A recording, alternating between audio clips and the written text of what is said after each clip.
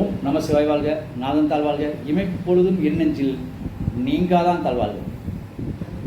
போன பதிவில் பில்லி சூனியம், செய்வினை கோளாறுகள் விலகி ஓடுவதற்கு என்ன வழிமுறைன்னு சொன்னோம். அது நீங்கள் பரிகாரம் கூட வச்சுக்கோங்க, நான் வழிமுறைன்னு சொல்கிறேன்.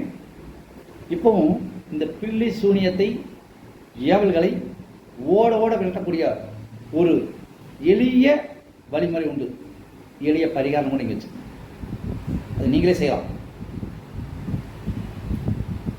எப்பவுமே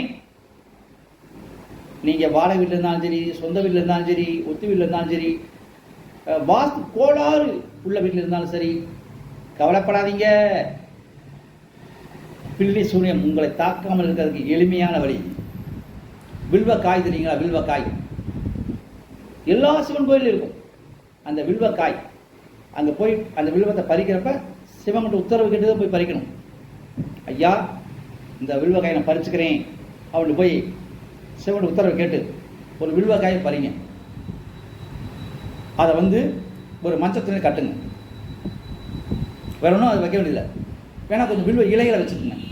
வில்வக்காய், வில்வ இலை, வேற எதுக்கு சத வேண்டியதில்லை. வச்சு அதை கட்டி உங்கள் வீட்டு வாசப்பில் கட்டி விடுங்க. பில்லி சூனியம் செய்வனை கோளாறுகளை ஓடும், பறந்தடிச்சுட்டு ஓடும். வில்வக்காய்க்கு வளர்ப்பவர்களுக்கு சரிங்க. வில்வக்காய் கிடைக்கிறீங்க, வேற என்னங்க செய்கிறது அது கேட்பாங்க. அப்படி இருக்காங்கல்ல, சில இடத்துல வில்வக்காய் கிடைக்கும், சில இடத்துல வில்வக்காய் கிடைக்காது. அப்போ அதுக்கு என்ன வழி அப்படிங்கிற ஒரு எளிமையான வழி. இப்போ எல்லா இடத்துலையும் ருத்ராட்சங்கள் கிடைக்குது, எல்லா இடத்துலையும் கிடைக்குது. நீங்கள் அந்த ருத்ராட்சத்தை வாங்கி நீங்கள் அனுபவிச்சுக்கலாம். அதுவும் பில்லி சூனியம் செய்வனை கோளாறை அகற்றக்கூடிய சக்தி வாய்ந்தது. அதை நீங்கள் கழுத்தில் போட்டுக்கலாம், கையில் போட்டுக்கலாம், இடுப்பில் கட்டிக்கலாம், எங்காலும் கட்டிக்கலாம்.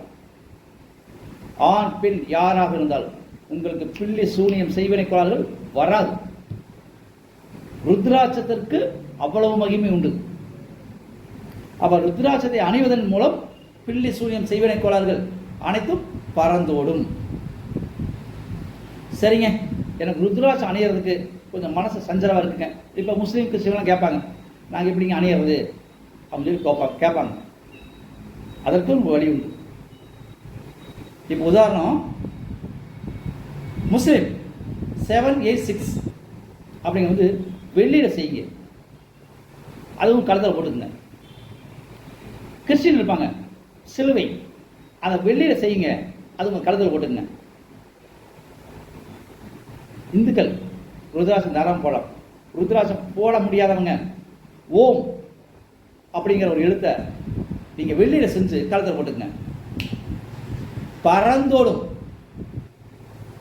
இந்த ஓம் சில சைவத்துக்காரங்க போட்டுருவாங்க.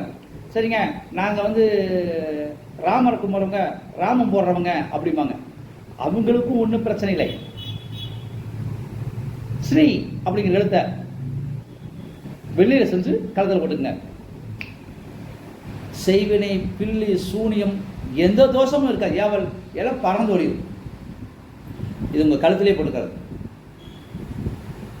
இதற்கெல்லாம் அந்த பில்லி சூனியம் செய்வினை கோளாறுகளை விரட்டும் சக்திகள் இதற்குண்டு. ஒன்று நீங்கள் அலைய உங்கள் வீட்டில் இந்த இதை செய்யுங்க, கண்டிப்பாக பில்லி சூனியம் விலகும். செய்து பாருங்கள். நன்றி, வணக்கம்.